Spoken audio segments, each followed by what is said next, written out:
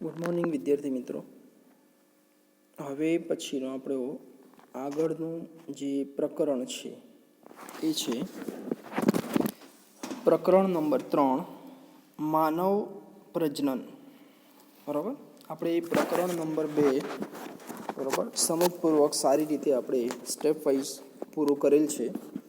હવે પછીનું પ્રકરણ કયું છે? પ્રકરણ નંબર 3, માનવ પ્રજનન, જેની અંદર તમને નર પ્રજનન તંત્ર, માદા પ્રજનન તંત્ર, જન્યુ જનન શું છે, ઋતુચક્ર, ફલન અને ગર્ભસ્થાપન, ગર્ભધારણ અને ગર્ભીય વિકાસ, પ્રસૂતિ અને દુગ્ધસ્ત્રાવ, આવા ટોપિકોનો આપણે આગળ ઉપર અભ્યાસ કરવાનો છે. હવે માનવ પ્રજનન, બરાબર. તો માનવ પ્રજનન કેમ કરે એના વિશે મેં આગળ પણ તમને કીધું હતું કે કોઈ પણ જાતિ હોય એ પ્રજનન કેમ કરે. બરાબર. માનવ પ્રજનન એટલે કે આપણા અંદર પ્રજનનની ઘટના દર્શાય છે કે આપણે લિંગી પ્રજનનને અનુસરીએ છીએ. બરાબર. કે એની સંતતિને અને વારસાને આગળ વધારવા માટે. બરાબર. હવે છે કે માનવ પ્રજનનની અંદર આપણને ટૂંકમાં પ્રસ્તાવના આપી છે કે લિંગી પ્રજનન કરતાં બધા જ જે સજીવો જે છે કહેવાય છે અપત્ય પ્રસવી, એટલે કે અંડ પ્રસવી આવે, એક ઈંડામાંથી બાળકને જન્મ આવે. અપત્ય પ્રસવી એટલે કે ઈંડા ન હોય, ડાયરેક્ટ બાળ પ્રાણી જન્મ પામે એને અપત્ય પ્રસવી. અને અપત્ય અંડ એટલે કે ઈંડા પણ અને બાળ પ્રાણી પણ બંને રસ્તાને માર્ગને અનુસરે એવા અલગ અલગ 3 પ્રકારના સજીવો છે, જેની અંદર આપણે અપત્ય જે પ્રસવીમાં આવીએ છીએ કે બાળ પ્રાણી જન્મે. હવે આપણે જોઈએ કે એની પ્રસ્તાવનાની અંદર કીધું છે કે લિંગી પ્રજનનની દરમિયાન માનવ પ્રજનનની અંદર શું થાય છે. તો પહેલાં નરજન્યુ નિર્માણ પામે. બરાબર. નર પ્રાણીના શુક્રપિંડમાંથી. માદાજન્યુ નિર્માણ પામે, માદા પ્રાણી જે કહેવાય સ્ત્રીના અંડકોષમાંથી. બંને જોડાય એટલે કે ફલન થાય અને પછી એમાંથી યુગ્મનજ બને અને આગળ ઉપર ગર્ભીય વિકાસને અંતે બાળ પ્રાણી જન્મ પામે છે, જેની અંદર ઋતુચક્ર, ગર્ભસ્થાપન, ગર્ભીય વિકાસ જેવી ઘટનાઓ પણ આપણે અભ્યાસ કરવાને છીએ. ટૂંકમાં આવું અંદર પ્રસ્તાવના આપી છે. એના પછી 3.1 કરી અને નર પ્રજનન તંત્ર આપણને કીધેલું છે. બરાબર. એટલે કે હવે આપણે નર પ્રજનન તંત્રનો અભ્યાસ કરીએ તો જેની અંદર તમને હું ટૂંકમાં નર પ્રજનન તંત્ર બતાવી દઉં કે આપણી બુકની અંદર આ રીતે નર પ્રજનન તંત્રની આકૃતિ આપી છે. બરાબર. નર પ્રજનન તંત્રમાં કોનો સમાવેશ થાય તો હું તમને ટીક માર્ક કરી અને બતાવીશ કે એક જોડ એટલે 2 હશે, 1 અને આ 2 એટલે એક જોડ શુક્રપિંડ, પછી એક જોડ આ જે નલિકા ઉપર તરફ જાય છે એ હું એની આજુબાજુ લાઈન દોરીશ. આ નળી આ રહી અને આ બાજુ આ નળી. બરાબર. એટલે આ એક જોડ થઈ ગઈ. એક જોડ શુક્રપિંડ, પછી આજે મેં લાઈન દોરી લાંબી, જે નળી છે શુક્રપિંડમાંથી બહાર નીકળે છે, જેને કહેવાય આપણે શુક્રવાહિની. બરાબર. 2 થયા. એક જોડ શુક્રપિંડ, એક જોડ શુક્રવાહિની. પછી ત્રીજા નંબરે આપણે જોઈએ તો જે એની સહાયક ગ્રંથિઓ, જેની અંદર 3 પ્રકારની ગ્રંથિઓ છે. એક છે શુક્રાશય, જે અહીંયા દર્શાવેલી છે બંને બાજુ શુક્રાશય. પછી છે પ્રોસ્ટેટ, એ આ પ્રોસ્ટેટ ગ્રંથિઓ. અને ત્રીજું છે બલ્બોયુરેથલ ગ્રંથિ. બરાબર. જે આ બાજુ એક ડોટ સ્વરૂપે બંને બાજુ દર્શાવેલી છે. બરાબર. આ છે ગ્રંથિઓ. અને પછી આ મૂત્રજનન માર્ગ અને છેલ્લે આ જે શિશ્ન અને શિશ્નનો આગળનો જે માર્ગ જે કહેવાય છિદ્ર. બરાબર. મૂત્ર માર્ગ જે બહાર તરફ જે વીર્ય અને મૂત્રને લઈ જાય છે, આ બધા અંગોનો સમાવેશ થાય છે નર પ્રજનન તંત્ર. બરાબર. આ પ્રસ્તાવના હતી. હવે પછી આપણે આગળ તમને અભ્યાસ કરાવીએ કે મેં તમને અહીંયા જે કહેવાય મટીરિયલ રૂપે થોડું મેં કાર્ય કરેલું છે, જેમાં આપણે થોડું સરળતાથી અભ્યાસ કરી શકીએ અને વધારે ટોપિકનો સમાવેશ થાય. હવે જોઈએ તો સૌપ્રથમ નર પ્રજનન તંત્ર. બરાબર. આ એની અંદર મેં તમને આકૃતિનો સારાંશ આપ્યો. હવે આપણે એનો ઊંડાણમાં થોડો અભ્યાસ કરીએ કે નર પ્રજનન તંત્રનું સ્થાન ક્યાં. તો અહીં લખેલું છે, જો નિતંબ પ્રદેશ આપણા થાપા છે. બરાબર. એ નિતંબ પ્રદેશ કહેવાય. આજે આપણો ઉદરના નીચેનો ભાગ જે નિતંબ પ્રદેશની અંદર એ આવેલું છે. રચના, એની રચનામાં શું હોય તો મેં હાલત તમને બતાવ્યા. એક જોડ શુક્રપિંડ છે. સહાયક નલિકાઓની અંદર મેં તમને બતાવી શુક્રવાહિનીઓ. બરાબર. બીજી ઘણી છે જે આપણે ઊંડાણમાં હવે અભ્યાસ કરવાના છીએ. પછી ગ્રંથિઓ, તો 3 પ્રકારની ગ્રંથિઓ બતાવી. અને બાહ્ય જનન નેન્દ્રિય અથવા બાહ્ય જનનાંગ શિશ્ન, જે બહાર તરફ લટકતું અંગ છે જે નળાકાર, એ શિશ્ન, એ બાહ્ય જનનેન્દ્રિય છે. બરાબર. આ હતા આપણે નરપ્રજનન તંત્રના જે એની રચનાની અંદર આવેલા ભાગો મુખ્ય. હવે એની અંદર સૌથી પહેલાં આપણે શુક્રપિંડનો અભ્યાસ કરીશું. શુક્રપિંડ છે. બરાબર. એનો અભ્યાસ આપણે કરીએ તો સૌપ્રથમ એનું સ્થાન કયું? તો એનું સ્થાન કયું? ઉદર ગુહા, આપણો પેટવાળો ભાગ જે છે ઉદર ગુહામાં. બરાબર. પેટથી નીચેનો જે, બરાબર, એટલે મૂળ પેટવાળો ભાગ પણ ઉદર ગુહામાં આવે. આપણે ઉપર આ જે ગ્રીવા પ્રદેશ, બરાબર, આ ધડને આ ગ્રીવા પ્રદેશ, પછી આવે આ ઉરસ પ્રદેશ છાતી સુધીનો, એના નીચેનો બધો ઉદર પ્રદેશમાં આવે. તો ઉદર ગુહા એટલે પોલાણની અંદર, ઉદર પ્રદેશમાં પોલાણમાં વૃષણ કોથળીની બહાર, બરાબર, એટલે શુક્રપિંડની આજુબાજુ, બરાબર, શુક્રપિંડની આજુબાજુ જે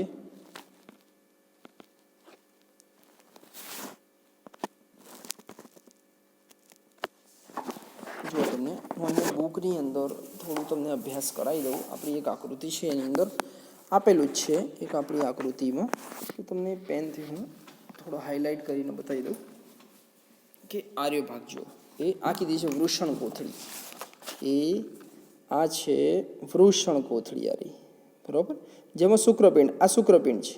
શુક્રપિંડ જે છે આ વૃષણ કોથળીની અંદર આવેલા છે. બરાબર. અને એ આ ભાગ જે છે કયો છે બધો? ઉદર ગુહા, પોલાણ છે આપણા પેટનું. આ પોલાણ જે ઉદર ગુહાની અંદર બહાર તરફ આ લટકતું અંગ જે છે આ છે આપણું નરપ્રજનન તંત્ર. બરાબર. એની અંદર આપણને કીધું ને કે શુક્રપિંડ, તો શુક્રપિંડ ક્યાં આવેલા છે? તો શુક્રપિંડ જે છે આ જે કહેવાય ઉદર ગુહાની અંદર, ઉદર ગુહામાં જે વૃષણ કોથળી આવેલી છે એની અંદર આવેલા છે. આર્યા, બરાબર, વૃષણ કોથળી જે છે એનું રક્ષે છે એને, એની અંદર શુક્રપિંડ આવેલા છે. બરાબર. આ કીધું છે. હવે કીધું છે આપણને આગળ ઉપર કે વૃષણ કોથળીનું કામ શું છે? બરાબર, કે વૃષણ કોથળીનું કામ શું છે? તો વૃષણ કોથળીનું કાર્ય શું હોય? તો એ શું કરે? શુક્રકોષ જનન. શુક્રકોષ જનનનો મતલબ થાય કે શુક્રકોષોને બનાવવા. શુક્રકોષ નરજનન કોષ છે, બરાબર, એને બનાવવા માટે જરૂરી શુક્રપિંડોનું શરીર કરતાં, બરાબર, કેટલું? 2 થી 2.5 સેલ્સિયસ તાપમાન નીચું જાળવે. આ કોનું કામ છે? વૃષણ કોથળીનું. વૃષણ કોથળી એ શરીરના તાપમાન કરતાં શુક્રપિંડોનું તાપમાન કેવું? નીચું રાખે છે. દાખલા તરીકે આપણા શરીરનું તાપમાન 37 સેલ્સિયસની આસપાસ છે, તો 2 થી 2.5 સેલ્સિયસ બેક એટલે માની લો 36 આસપાસ, સોરી 35 આસપાસ તાપમાન જાળવી રાખે. જે તાપમાન શાના માટે જરૂરી છે? શુક્રકોષોને બનવા માટે, શુક્રકોષ જનન માટે જાળવી રાખે છે. આ મહત્વનું એનું કાર્ય છે, ધ્યાન રાખજો. ટૂંકા પ્રશ્નોની અંદર ઘણીવાર પૂછાય છે કે શરીરના તાપમાન જે અથવા તો શુક્રપિંડોનું તાપમાન શરીરના તાપમાન કરતાં કેમ નીચું હોય છે? તો શુક્રકોષને બનાવવા માટે, શુક્રકોષ જનનની ક્રિયા માટે. બરાબર. આ ધ્યાનમાં રાખજો બાબત. હવે છે એનો આકાર કેવો હોય છે? તો શુક્રપિંડનો આકાર કેવો છે? તો અહીં લખેલું જ છે અંડાકાર, ઈંડા જેવો. બરાબર. હાલ આપણે જોયું, ગોળ રચના જોઈ. શુક્રપિંડ આપણે ફરીથી એકવાર તમને કહી દઉં. બરાબર. એનું કદ કેવું છે? 4 થી 5 સેન્ટીમીટર લાંબા છે અને 2 થી 3 સેન્ટીમીટર પહોળા છે શુક્રપિંડ. બરાબર. એટલે હાલ તમને ફરીથી હું એકવાર યાદ અપાવી દઉં કે આપણી આકૃતિ પ્રમાણે આપણે હાલ માત્ર અભ્યાસ કોનો કરીએ છીએ? એ આ ભાગનો, આ શુક્રપિંડ જે અંડાકાર ઈંડા જેવા છે, આ એક જોડ છે, આટલાનો જ આપણે અભ્યાસ કરીએ છીએ હાલ. બરાબર. પહેલું જ અંગ તમને કીધું એ, બરાબર, નરપ્રજનન તંત્રનું સૌથી પહેલું અને મહત્વનું અંગ છે શુક્રપિંડ. માત્ર એટલું જ અંડાકાર છે અને કેવા છે? તો આટલા 4 થી 5 સેમી લાંબા છે અને 2 થી 3 સેન્ટીમીટર અહીંયા પહોળા છે. બરાબર. એ હવે આપણે જોઈએ થિયરી પ્રમાણે. રચના: દરેક શુક્રપિંડ 250 ખંડો એટલે કે શુક્રપિંડીય ખંડિકાઓ, 250 ખંડો યાદ રાખજો, શુક્રપિંડીય ખંડિકાઓ ધરાવે છે. દરેક ખંડિકા 1 થી 3 શુક્રકોષો ઉત્પન્ન કરતી ગુંચળામય શુક્રોત્પાદક નલિકાઓ ધરાવે છે. જેમાં 2 પ્રકારના કોષો આવેલા છે. શુક્રોત્પાદક નલિકાની અંદર 2 પ્રકાર છે. એની નલિકાની અંદર પણ કોષો છે અને બહાર પણ છે. બરાબર. હું આકૃતિ પ્રમાણે તમને આખી થિયરી મગજમાં સેટ કરી આપું છું. બરાબર. હવે અહીંયા ધ્યાન રાખજો કે આ કીધું છે કે આ શુક્રપિંડ છે. આ શુક્રપિંડની અંદર કેટલા? 250ની આસપાસ શુક્રોત્પાદી જે શુક્રપિંડીય ખંડિકાઓ આવેલી છે, નાની નાના ખંડો છે. જો હું તમને થોડું આકૃતિ પ્રમાણે થોડો અભ્યાસ કરાવું કે તમે અહીંયા ધ્યાન આપજો. આકૃતિમાં હું તમને થોડું આઈડિયા આપી દઉં કે માની લો કે અહીંયા એ અશુક્રપિંડ છે, બરાબર. આ જે શુક્રપિંડ માની લો. હવે આ શુક્રપિંડનો હું આડો છેદ લઈશ તો અહીંયા શું છે, એ આ રીતે નાની નાના ખંડિકાઓ છે. આ રીતે ગૂંચળામય ખંડિકાઓ છે. કેટલી છે? 250ની આસપાસ, બરાબર. એમાંથી હું એક ખંડિકા અહીંયા ઝૂમ કરીને બહાર લઈ લઉં, બરાબર. તો માની લો કે આ એક ખંડિકા આપણે બહાર કાઢી. અહીંયા માની લો આ એક ખંડિકા, આ ખંડિકા છે. એની અંદર શું છે? એની અંદર શું છે? આ જે નલિકાવાળો ભાગ છે આ શું છે? શુક્રોત્પાદક નલિકા છે. આ કઈ નલિકા છે? શુક્રોત્પાદક નલિકા. હવે માની લો એમાં બે પ્રકારનું છે, શુક્રોત્પાદક નલિકાની અંદર અને શુક્રોત્પાદક નલિકાની બહાર. તો આ શુક્રોત્પાદક નલિકા છે, માની લો આ નલિકા છે એની અંદર અહીંયા, બરાબર. મારો જે કેમેરા છે એમાં ધ્યાન આપજો, મારી પેન ત્યાં મૂવમેન્ટ કરે છે. જો આકૃતિ તમને સમજાવું છું, કારણ કે અહીંયા દોરેલી આકૃતિ છે, તમને વધારે ખ્યાલ નહીં આવે. આ નલિકા જે છે એની અંદરના ભાગમાં બે પ્રકારના કોષો છે, બરાબર. અને આ નલિકા અને માની લો એવી ને એવી બીજી શુક્રોત્પાદક નલિકા છે અહીંયા, બરાબર. આ બે નલિકાઓની વચ્ચે આ જે અવકાશ છે, આ અવકાશને અંતરાલી અવકાશ કહેવાય. આ ધ્યાન રાખજો. હવે પછીનો આપણો અભ્યાસ આ છે કે એની અંદર બે પ્રકારના કોષો આવેલા છે અને એની બહાર પણ કોષો આવેલા છે. એમનું કાર્ય શું, એની રચના શું, ફરીથી આપણે આકૃતિ તમને સમજાવું, પણ ત્યાં સુધી આટલું ધ્યાન રાખો, બરાબર. હવે જોઈએ કે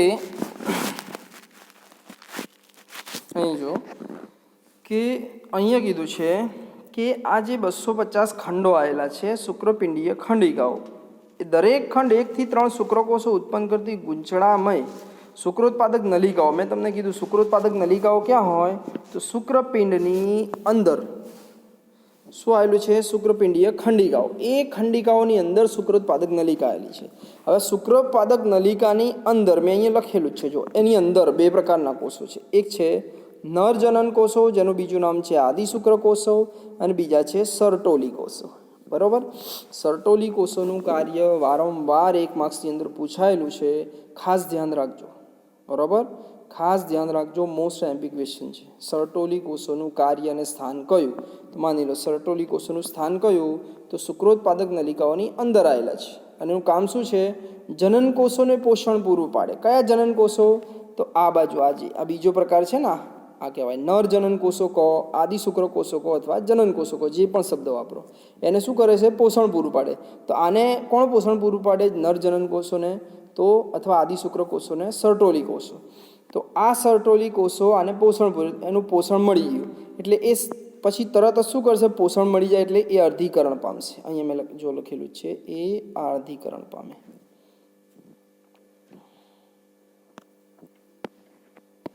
એ શું કરે? અર્ધીકરણ પામે. એ અમે દર્શાવ્યું, અર્ધીકરણ પામે. નરજનન કોષોને પોષણ કોણે આપ્યું? સર્ટોલી કોષોએ. એ અર્ધીકરણ પામ્યા, બરોબર. એટલે એમાંથી શાનું નિર્માણ થયું? પછી શુક્રકોષોનું. ખાસ યાદ રાખજો, શુક્રકોષોનું નિર્માણ શામાંથી થાય? નરજનન કોષો અથવા તો આદિ શુક્રકોષો. નરજનન કોષો કે આદિ શુક્રકોષો ક્યાં આવેલા છે? તો એ શુક્રોત્પાદક નલિકાઓમાં આવેલા છે. ખાસ યાદ રાખજો, સર્ટોલી કોષો અને નરજનન કોષોનું સ્થાન અને કાર્ય ખાસ યાદ રાખજો, બરાબર. ખૂબ મોસ્ટ એમ્પિક ક્વેશ્ચન છે, વારંવાર પૂછાયેલું છે, ધ્યાન રાખજો. આ હતી આપણી ચર્ચા કોના સંબંધિત? શુક્રોત્પાદક નલિકાઓની અંદર શું છે. હવે શુક્રોત્પાદક નલિકાઓની બહારના પોલાણને શું કહેવાય? તો હાલ જ મેં તમને આકૃતિની અંદર તમને સ્પેસિફાઈ કરીને કીધું છે કે એને શું કહેવાય, બરાબર. હાલ જ મેં ચર્ચા કરી છે. શું કહેવાય એને? તો આંતરાલીય અવકાશ. મેં તમને આકૃતિ દોરીને રફકામની અંદર સમજાવ્યું. આ આંતરાલીય અવકાશ છે એની અંદર શું આવેલું છે? એક તો નાની રુધિરવાહિનીઓ આવેલી છે, જે શુક્રપિંડની અંદર આવેલા જે કોષો અથવા તો જે પણ રચનાઓ છે એને શું કરશે? ઓક્સિજન અને ખોરાક પૂરું પાડશે, પોષણ પૂરું પાડશે. અને બીજા આંતરાલીય કોષો અથવા તો લેડિંગ કોષો આવેલા છે. આપણે યાદ રાખજો, લેડિંગ કોષોનું કાર્ય અને સ્થાન કયું? તો લેડિંગ કોષો ક્યાં આવેલા છે? શુક્રોત્પાદક નલિકાઓની બહારના પોલાણમાં, આંતરાલીય અવકાશમાં, બરાબર. એમનું કામ શું છે? બરાબર. તો એ આપણું એનું કાર્ય જોઈ લઈએ. તેનું કામ શું છે? તેનું કામ છે શુક્રપિંડીય અથવા તો નરજાતીય અથવા તો નરનું જે અંતસ્ત્રાવ આપણે માનીએ છીએ, જાતીય અંતસ્ત્રાવ નર જાતિનું, એન્ડ્રોજન્સનું શું કરે છે? સંશ્લેષણ પર કરે છે, એટલે કે એને બનાવે છે અને એનું સ્ત્રાવ કરાવે છે. ખાસ મોસ્ટ આઈએમપી ક્વેશ્ચન છે. સર્ટોલી કોષોનું સ્થાન અને કાર્ય, અને બીજું આપણે કીધું હાલ આપણે ચર્ચા કરી જેની, એ છે લેડિંગ કોષો. બરાબર, લેડિંગ કોષો યાદ રાખજો. બરાબર, લેડિંગ કોષો શુક્રોત્પાદક નલિકાઓના બહારના અવકાશમાં આવેલા છે. એનું કાર્ય છે નરજાતિ અંતસ્ત્રાવ, એન્ડ્રોજનનું સંશ્લેષણ અને સ્ત્રાવ. ખાસ યાદ રાખજો. હવે આ જે મેં બંને રચનાઓ દર્શાવી, જે તમને ત્રણેય કોષોની ચર્ચા કરી, એની આકૃતિ આપણી બુકમાં આપેલી જ છે, એટલે આપણે ફરીથી એની થોડી ચર્ચા કરીએ. બરાબર, અહીંયા જો આકૃતિ આપી છે, હવે એની અંદર આપણે ચર્ચા કરીએ. તો માની લો કે અહીંયા શુક્રોત્પાદક નલિકાઓનું શું કર્યું છે? એક છેદ લીધો છે. અહીંયા શું કર્યું છે? શુક્રોત્પાદક નલિકાઓનો છેદ. બરાબર, એની અંદર જો ત્રણ પ્રકારના કોષો છે. સૌથી પહેલાં આપણે ચર્ચા કરીશું કે આ શુક્રોત્પાદક નલિકા છે આખી. બરાબર, એનો આડો છેદ લીધો છે. શુક્રોત્પાદક નલિકાઓના અંદર અંદર કોણ હોય? તો બે પ્રકારના કોષો હોય. કયા કયા? આદિ શુક્રકોષો અથવા તો નરજનન કોષો. તો અહીંયા દર્શાવેલા છે. જો આ નાના નાના આદિ શુક્રકોષો કે નરજનન કોષો છે, જે હું ડોટ કરીને બતાવું છું. બરાબર, એક એ છે, અને બીજા જે છે એ છે સર્ટોલી કોષો. મેં 2 નંબર પર સર્ટોલી કોષો આ દર્શાવે છે, આ સર્ટોલી કોષો છે. બરાબર, અને 1 નંબર પર નરજનન કોષો કે આદિ શુક્રકોષો. એ ક્યાં આવેલા છે? બંને કોષો ક્યાં છે? શુક્રોત્પાદક નલિકાઓની અંદર. આ યાદ રાખજો. બરાબર, એ છે. રચના જોઈ લેજો તો આપણને એ તો ખબર જ છે. સર્ટોલી કોષો શું કરશે? સર્ટોલી કોષો નરજનન કોષોને પોષણ પૂરું પાડશે, અને નરજનન કોષો કે આદિ શુક્રકોષો શું કરશે? તો અહીંયા દર્શાવેલા જે શુક્રકોષોનું નિર્માણ કરશે, નરજનન કોષનું નિર્માણ કરશે. બરાબર, આ બંનેનું કામ પૂરું. હવે બીજા કે શુક્રોત્પાદક નલિકા, માની લો આ એક નલિકાની દિવાલ છે અને આ બીજી નલિકાની દિવાલ છે. એની વચ્ચેના ભાગમાં આંતરાલી અવકાશ આર્યો છે. આખો હું લાલ શેડ કરી, આંતરાલી અવકાશ કહેવાય, વચ્ચેની જગ્યા. એની અંદર આંતરાલીય કોષો કે લેડિંગ કોષો આવેલા છે. આ શું કરે? તો નર જાતિ અંતસ્ત્રાવ, એન્ડ્રોજનનું સ્ત્રાવ કરે છે. બરાબર, આ હતું આપણું કોષો કયા, એનું કાર્ય કયું, એનું સ્થાન કયું, અને શુક્રોત્પાદક નલિકાઓનો આડો છેદ પૂછે તો આપણે આ ત્રણેય કોષોના કાર્યને, સ્થાન અને આકૃતિ દર્શાવી દેવાની. બરાબર, આ હતું શુક્રોત્પાદક નલિકાઓ વિશે થોડો અભ્યાસ આપણો. બરાબર, હવે આપણે આગળ વધીએ થોડા, કે મેં તમને શુક્રોત્પાદક નલિકા વિશે સંપૂર્ણ અભ્યાસ કરાવી દીધો. હવે છે એટલે કે ટૂંકમાં શુક્રપિંડ વિશે સંપૂર્ણ આપણે અભ્યાસ કરાવી દીધો છે. બરાબર, કે માની લો કે શુક્રપિંડ વિશે તમને એ સંપૂર્ણ આપણે શુક્રપિંડ વિશે આપણે અભ્યાસ કરી લીધો. બરાબર, હવે આપણે એના પછીનો થોડો અભ્યાસ જે છે કન્ટિન્યુ કરીએ. કે બીજું, નરમાં પ્રજનન સહાયક નલિકાઓ. બરાબર, એ અહીંયા આપણે જોયું હતું. સૌથી પહેલાં શુક્રપિંડોનો અભ્યાસ કર્યો. હવે સહાયક નલિકાઓ કઈ કઈ છે નર પ્રજનન તંત્રમાં? બરાબર, નરમાં પ્રજનન સહાયક નલિકાઓ તો કઈ છે? વૃષણજાળ, પછી શુક્રવાહિકાઓ, પછી અધિવૃષણ નલિકા, અને પછી શુક્રવાહિની. આ 4 પ્રકારની યાદ રાખજો. દરેકનું જે એનો રચનાઓ તમને સમજાવું છું આકૃતિ પ્રમાણે. બરાબર, હવે આપણે આગળ વધીએ.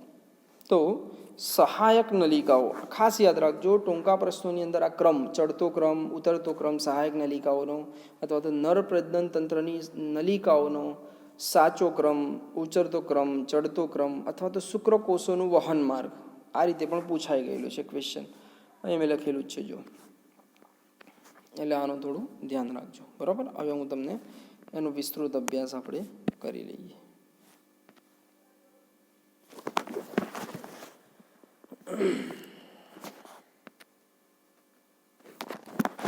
બરાબર, આપણે થોડો એનો અભ્યાસ કરી લઈએ કે શું કહેવા માંગે છે. કે સૌપ્રથમ આપણે જોઈએ તો સૌથી પહેલાં શુક્રપિંડ. બરાબર, શુક્રપિંડમાંથી આગળ વધીએ તો શુક્રોત્પાદક નલિકાઓ, જે આપણે હાલ જ જોઈ. શુક્રપિંડની અંદર શુક્રપિંડીય ખંડિકાઓ છે. એ ખંડિકાઓની અંદર શુક્રોત્પાદક નલિકાઓ છે. અહીંયા એક શબ્દ તમે એડ કરી દેજો. મેં શું કીધું? શુક્રપિંડીય ખંડિકાઓ. હું થોડું લખવાનું ભૂલી ગયો છું. શુક્રપિંડ, એની અંદર શુક્રપિંડીય ખંડિકાઓ, એની અંદર શુક્રોત્પાદક નલિકાઓ. આ શુક્રોત્પાદક નલિકાઓ પછી આગળ ઉપર સામો વૃષણ જાળ. આ બધી જ રચનાઓ તમને બતાવું છું, ખાલી એકવાર હાલ થોડા શબ્દ સેટ કરી લો મગજમાં. બરોબર, માની લો કે હું તમને એક કહું કે શુક્રકોષો ક્યાં નિર્માણ પામે, તો શુક્રકોષો નિર્માણનું સ્થાન કયું છે, તો શુક્રપિંડ. શુક્રપિંડમાંથી વહન પામીને ક્યાં જાય, શુક્રપિંડીય ખંડિકાઓમાં. શુક્રપિંડીય ખંડિકાઓમાંથી શુક્રોત્પાદક નલિકાઓમાં. શુક્રોત્પાદક નલિકાઓમાંથી ક્યાં જાય, વૃષણજાળમાં. વૃષણજાળમાંથી શુક્રવાહિકાઓમાં. શુક્રવાહિકામાંથી અધિવૃષણ નલિકામાં. અધિવૃષણ નલિકામાંથી શુક્રવાહિનીમાં. શુક્રવાહિનીમાંથી મૂત્રાશયમાં. અને મૂત્રાશયમાંથી આપણા શુક્રકોષો ક્યાં જશે, તો શુક્રાશયની નલિકાની અંદર. પછી ત્યાંથી મૂત્રમાર્ગ અને સ્ખલન નલિકા દ્વારા એ શિશ્ન દ્વારા ક્યાં, જે શિશ્ન એટલે કે નરનું બાહ્ય જનનાંગ આપણે જેને કહીએ છીએ, અને પછી એ મૂત્રમાર્ગના મુખ દ્વારા શરીરની બહાર નીકળશે. આખો માર્ગ છે કે શુક્રકોષો ક્યાં થઈને વહન પામે છે. બરોબર, આ છે. હવે દરેક રચના વિશે હું તમને અભ્યાસ કરાવી દઉં. બરોબર, રફ કામ કરીને થોડું અહીંયા જોજો, પછી આપણે આપણી બુકની આકૃતિ પણ લઈએ. બરાબર, થોડું ધ્યાન આપજો અહીંયા.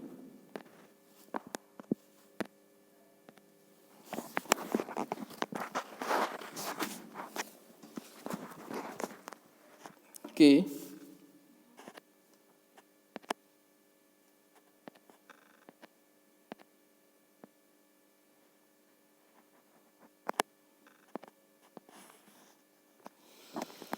તમને અહીંયા દેખાતું હશે, આપણે અહીંયા આ શુક્રપિંડ દોર્યો.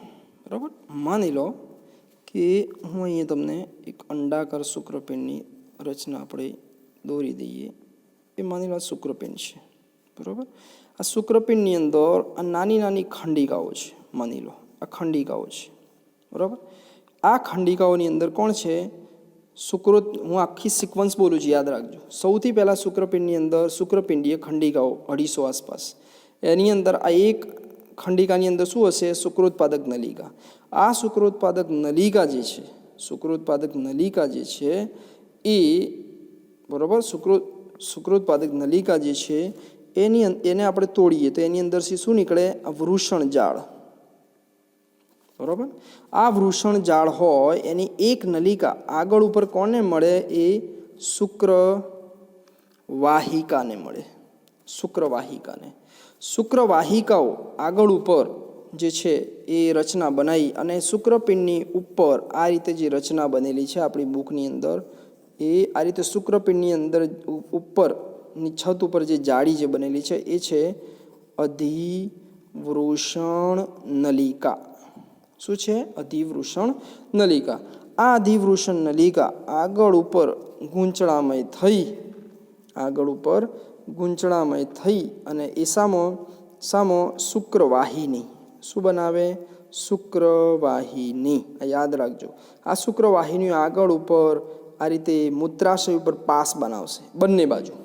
આ બાજુની એક જોડ અને બીજી બાજુની એક જોડ, આ રીતે પાસ બનાવશે. બરાબર, અને પછી ક્યાં ખુલશે, મૂત્રાશયની અંદર. મૂત્રાશયમાંથી પછી ક્યાં જશે, તો સહાયક ગ્રંથિઓ, જે પહેલી કઈ કહેવાય, સહાયક ગ્રંથિ શુક્રાશય, જે શુક્રકોષોનો સંગ્રહ કરે. પછી જે કહેવાય પ્રોસ્ટેટ, અને એના પછી બલ્બોયુરેથ્રલ. પછી આગળ ઉપર સ્ખલન નલિકામાં થઈ, શિશ્નમાં થઈ અને મૂત્રજનન માર્ગ દ્વારા શુક્રકોષોનો બહાર નિકાલ થાય. બરાબર, ફરીથી હું એકવાર કહી દઉં. આ છે શુક્રપિંડ. શુક્રપિંડની અંદર નાની નાની ખંડિકાઓ, શુક્રપિંડીય ખંડિકાઓ, એની અંદર શુક્રોત્પાદક નલિકા. આ એને તોડીએ તો એની અંદરથી શુક્રોત્પાદક નલિકાઓ.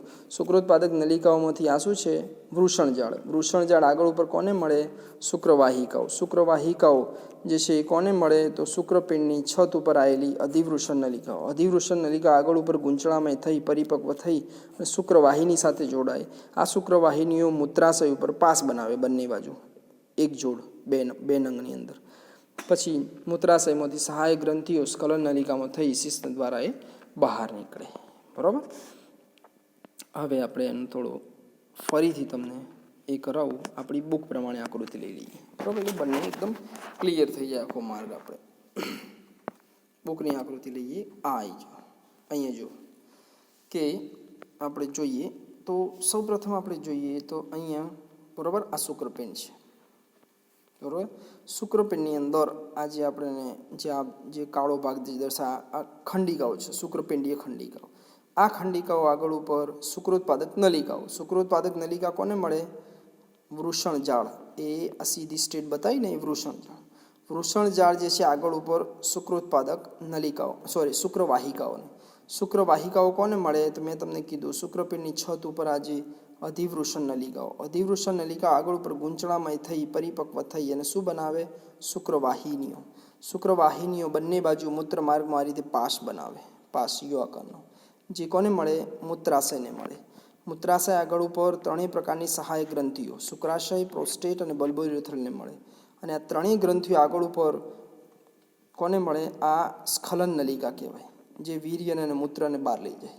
બરાબર. એને મૂત્ર માર્ગ પણ કહેવાય, અથવા તો મૂત્ર જનન માર્ગ, જે મૂત્ર અને વીર્ય બંને જનન કોષોને બંનેને બહાર લઈ જાય, એટલે એનું બીજું નામ છે મૂત્ર જનન માર્ગ પણ છે. પછી શિશ્નની અંદર આવેલા મૂત્ર જનન માર્ગ દ્વારા શિશ્નાગ્રહની અંદર આવેલું જે મૂત્ર જે છિદ્ર છે એની દ્વારા શુક્રકોષોનું બહાર નિકાલ કરે. આ રીતે આપણે આખી રચનાનો અભ્યાસ અને એના માર્ગનો અભ્યાસ કર્યો. બરાબર. હા, હવે છે આગળ ઉપર કે બરાબર. આ હતું માર્ક. ખાસ યાદ રાખજો, ટૂંકા પ્રશ્નોમાં અને ક્રમની અંદર ઘણીવાર 2 માર્ક્સની અંદર 1 માર્ક્સમાં પૂછાઈ ગયેલો છે. નરપ્રજનન તંત્રમાં આપણે શુક્રપિંડનો અભ્યાસ કર્યો. બરાબર. શુક્રપિંડનો અભ્યાસ કર્યો, સહાયક નલિકાઓનો કર્યો. હવે છે એની ગ્રંથિઓ. બરાબર. 3જા નંબર છે એની ગ્રંથિઓનો આપણે અભ્યાસ કરી લઈએ. એની ગ્રંથિઓની અંદર સહાયક નર પ્રજનન તંત્રની સહાયક જે ગ્રંથિઓ છે એની અંદર મેં વારંવાર હાલ રચનામાં નામ લીધું છે. એક જોડ એટલે કે 2 નંગની અંદર શુક્રાશય હોય. શુક્રાશયનું કામ હોય શુક્રકોષોનું સંગ્રહ કરવું. આ યાદ રાખજો. શુક્રકોષો બને ક્યાં? શુક્રપિંડમાં. પણ એનું સંગ્રહ કોણ કરે? શુક્રાશય કરે. પછી એક જોડ પ્રોસ્ટેટ ગ્રંથિ અને એક જોડ બલ્બોયુરેથ્રલ ગ્રંથિ. આ 3 પ્રકારની ગ્રંથિઓ છે. બરાબર. જેનું સ્થાન આપણે હાલ આકૃતિમાં જોઈ ગયા છીએ વારંવાર. હવે કાર્ય કે આ 3 ગ્રંથિઓ ભેગા થઈને કરે છું તે શું બનાવે? શુક્રાશય રસ બનાવે. બરાબર. વીર્ય બનાવવા માટેનું રસ બનાવે. એની અંદર શું શું હોય? યાદ રાખજો. શુક્રાશયના બંધારણમાં શું હોય? ફ્રુક્ટોઝ, કેલ્શિયમ અને ઉત્સેચકો હોય. બરાબર. અને બલ્બોયુરેથ્રલ ગ્રંથિનું કાર્ય શું હોય? ખાસ યાદ રાખજો. એ શિશ્નની અંદર ઊંજણમાં મદદ કરે કે જ્યારે નર એ ઉત્તેજિત થઈ જાય, બરાબર, એનું શિશ્ન ઉત્થાન, બરાબર, એટલે કે એકદમ સ્ટ્રેટ થઈ જાય, જે કહેવાય એની જે નરની ક્રિયાઓ દરમિયાન, જે ઉત્તેજનાની ક્રિયાઓ દરમિયાન, ત્યારે શિશ્નની અંદરથી જે વીર્યને નીકળવું હોય તેને ચિકાસયુક્ત બનાવવું, એટલે કે એને ઊંજણ આપે. બરાબર. ગ્રીસ જેવું કાર્ય કરે, એને લ્યુસું બનાવે અને સરળતાથી બહાર નીકળવામાં મદદ કરે. બરાબર. કે શિશ્નની અંદરની સપાટી ઘસાઈ ના જાય એના માટે. બરાબર. આ હતી સહાયક ગ્રંથિઓ. બરાબર. પછી છેલ્લો આપણો ટોપિક છે 4થા નંબર, કે નરપ્રજનન તંત્રમાં લાસ્ટ શું છે? બાહ્ય જનનેન્દ્રિયો અથવા તો બાહ્ય જનનાંગ, કે શરીરની બહાર દેખાતું જનન અંગ, એના બાહ્ય જનનાંગ કહેવાય, કે બાહ્ય જનનેન્દ્રિય. એની અંદર તો આપણે નરની અંદર જોઈએ તો ઉદર ગુહાની બહાર લટકતો નળાકાર અંગ કયું દેખાય છે? શિશ્ન દેખાય છે. આ યાદ રાખજો. નરનું બાહ્ય જનનાંગ કયું? શિશ્ન. એની રચના તો રચનાની અંદર જોઈએ તો વિશિષ્ટ પેશીથી બનેલ છે. તેને શું કહેવાય? ઉત્થાન અને વિરેદાન માટે સાનુકૂળ બનાવે છે. હવે એની રચના આપણે થોડો અભ્યાસ કરી લઈએ કે બાહ્ય જનનાંગની રચનાની અંદર શું હોય. બરાબર. બુકની અંદર આકૃતિ થોડું બધું એક જ આકૃતિમાં લીધું છે, મેં થોડું અલગથી દર્શાવ્યું છે તમારા માટે. તો અહીંયા જોઈએ આપણે તો કઈ રીતે છે. તો શિશ્ન દર્શાવ્યું છે અહીંયા, કે જેની અંદર જે એનો આગળનો જે આ ભાગ કહેવાય, ટોચનો ભાગ, જે સૌથી આગળનો જે કહેવાય, એને શિશ્નાગ્ર પણ કહેવાય અને શિશ્નમણી પણ કહેવાય. એની અંદર શું આવેલી છે? એક વિશિષ્ટ ત્વચા ઉત્થાન પેશીથી બનેલી આવેલી હોય, જેને અગ્રત્વચા કહેવાય. બરાબર. જેને શું કહેવાય? અગ્રત્વચા. એની જે બહારની તરફનું જે છિદ્ર છે, જેના દ્વારા મૂત્ર અને વીર્ય બહાર આવે, બરાબર, એને કહેવાય મૂત્રજનન છિદ્ર. બરાબર. અને જે નલિકા જે છે, જે મૂત્રાશય સાથે જોડાયેલી છે, જેને મૂત્રજનન માર્ગ કહેવાય. મૂત્ર પણ બહાર નીકાળે અને જનન કોષો પણ બહાર નીકાળે, એટલે એને મૂત્રજનન માર્ગ કહેવાય. આ હતું બાહ્ય જનન અંગ. બરાબર. હવે પછીનો આગળનો ટોપિક હવે જોઈશું. બરાબર. જેમાં નર પ્રજનન તંત્રની આકૃતિ ખાસ ધ્યાન રાખવાનું. વારંવાર નામ નિર્દેશિત આકૃતિ પૂછાયેલી છે અને 3 પ્રકારના કોષો, એના કાર્ય અને સ્થાન મેં આગળ તમને કીધું વારંવાર. અને શુક્રકોષોનું વહન માર્ગ, એ ખાસ યાદ રાખવાનું. શુક્રકોષો ક્યાં નિર્માણ પામે અને શુક્રકોષોનું સંગ્રહ ક્યાં થાય, આ બધા ટૂંકા પ્રશ્નો છે, ખાસ ધ્યાન રાખો. બરાબર.